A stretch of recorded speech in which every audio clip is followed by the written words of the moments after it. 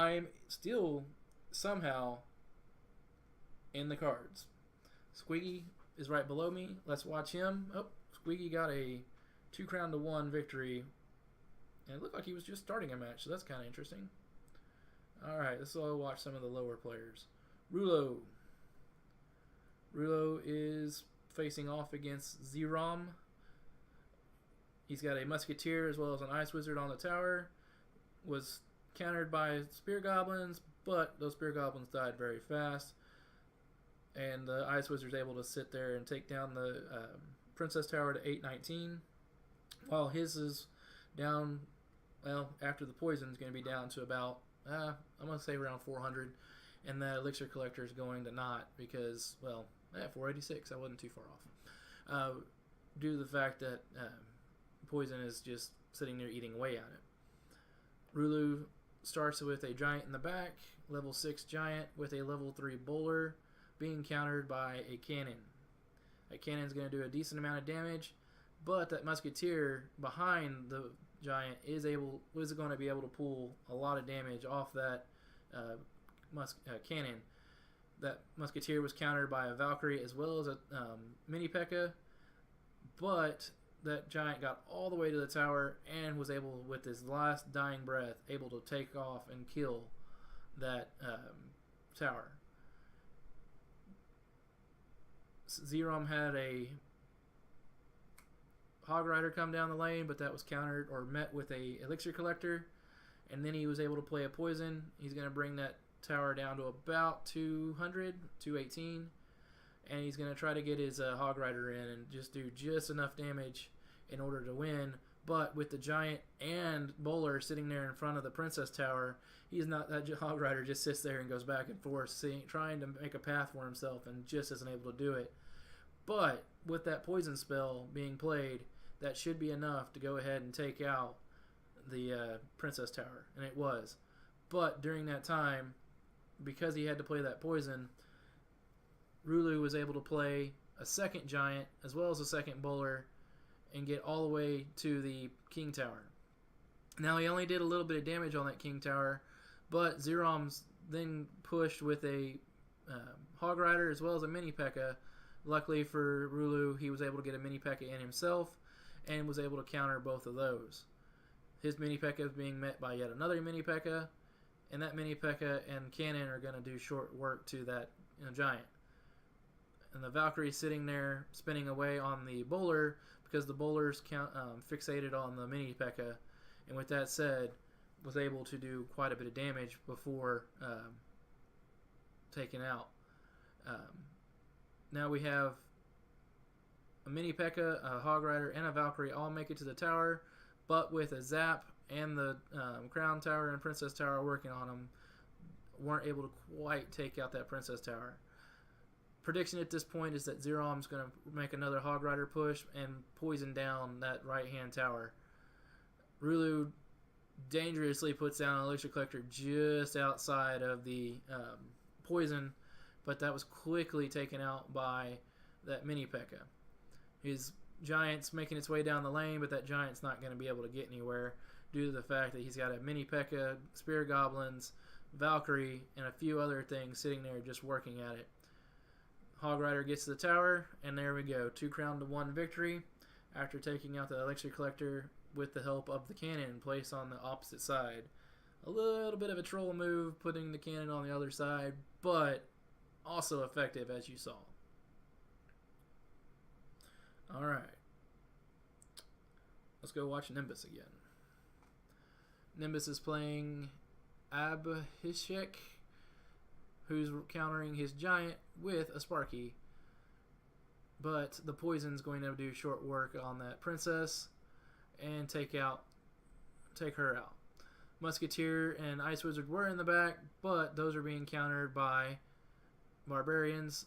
But they were able to completely take out the barbarians, and the Sparky and now a Royal Giant are coming down the lane after doing all but 41 damage to that right-hand side. That Royal Giant went out pretty quick due to the fact that he had a mini P.E.K.K.A, and yet somehow Abhishek was able to counter and keep that tower alive, but with a poison spell, loses that right-hand tower. Now he's got a group of barbarians coming forward, but they're going to be matched pretty quickly by a bowler as well as a musketeer.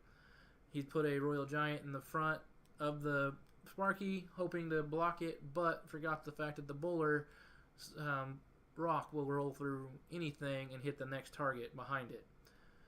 Counters a mini P.E.K.K.A. with minions. Minions are there now. Wow, quickly took out both the bowler and the musketeer with the help of barbarians. Royal Giant's placed, but the elixir collector is placed in the middle in order to take his attention. And with that said, doesn't do any damage to the right-hand tower. And with that said, 1 crown to victory. Nimbus was able to preserve that 1 crown 0 victory by doing that. Good job, Nimbus. Alright. 9 minutes left, so we are getting close to the end. Let's go watch number 8, if he's in a match. Marvin CR. Alright, just starting too. Marvin CR is playing Cheetos. This is going to be a top 10 battle, so the winner of this is going to move up significantly. The loser, we'll see. Princess being countered by a Knight's Wizard, being countered by a Knight. Yes, Knight, not a Prince. I always get the two backwards. Apologize. Knight leads the way for 3 Musketeers, and we have an Ice Spirit in the back in order to help mitigate the damage by those barbarians. Barbarians go down in short order. With the help of the Knight and the Ice Spirits, and the 3 Musketeers are finally able to get clean and do significant amount of damage to that right-hand tower. Cheetos is also at the same time pumping up with 2 pumps in the back. Marvin CR is at a significant disadvantage both at a tower level as well as elixir level. We've got a Princess coming up with a Ice Spirit in the back trying to help mitigate any damage that might be done by troops laid right in front of the tower to try to take out the Princess. Good little strategy there. The Giant works his way through but gets handled fairly quickly by the Knight as well as the mini P.E.K.K.A. They do short order to him and he doesn't even hardly get across the river. Knight and the Princess are being countered by an Ice Wizard as well as a Wizard. Oh, and there was a value fireball by Marvin CR. Now notice that he zapped and then fireballed in order to completely kill the 3 Musketeers. Had he fireballed and then zapped, he wouldn't have killed all 3. He'd only killed 2 or just 1 because the fireball pushes them away and then the zap wouldn't be able to kill them all. But by zapping, he pauses them in place and the fireball is able to completely knock them out. Some noises going on in the neighborhood. I guess someone's rolling through with a speaker system. 2 princes and a mini P.E.K.K.A. coming down the lane being met by barbarians. And he's able to sneak a mini P.E.K.K.A. into the back. And that Knight looks like he's going to make it all the way to the tower. And he does. Well, it didn't look he actually made it. The miner was able to completely take out that tower with the help of the Princess in the back. And Cheetos takes a 1 crown to nothing win. Good job, Cheetos. Alright, with that, Cheetos is now in 3rd place. Marvin CR fell down to 10th. Connor looks like he's kind of waiting to see what happens with Nimbus before he plays again. He's got the 1st place right now, but Nimbus is in 2nd place with 265. He's only 5 behind. Tourney is playing him. Nimbus is coming down the lane with a Giant. The Giant was able to make it past the Inferno, but was not able to make it all the way to the tower. Nimbus's left-hand tower is down to 312, 290, 268. Wow, that poison spell just did work. Nimbus counters with the Giant poison on the right-hand side, and he's able to get his Giant all the way to the Inferno Tower before dying. And Tourney was able to use the miner to go ahead and get behind Nimbus and completely take out that right-hand tower for the win. 1 crown to nothing. Nimbus with that loss is probably going to be down in 3rd or 4th place. Nope, still in 2nd. So Connor hedged his bets by not playing and is still squarely in first place. I'm going to put a prediction down right now that we don't see Connor place another match unless Nimbus plays twice more and wins twice more. But we only have 5 minutes left in the tournament, so I don't see that happening. Lajo is playing in 5th place. Let's go see how he's doing versus Juan. Juan has already taken out a tower on the right-hand side and has a Sparky coming down the left. And Lajo has done very little to no damage on either side of Juan's towers. Taking the right-hand tower down to 20-25, but not, like I said, not enough to really make it worth noticing. Sparky is being met by a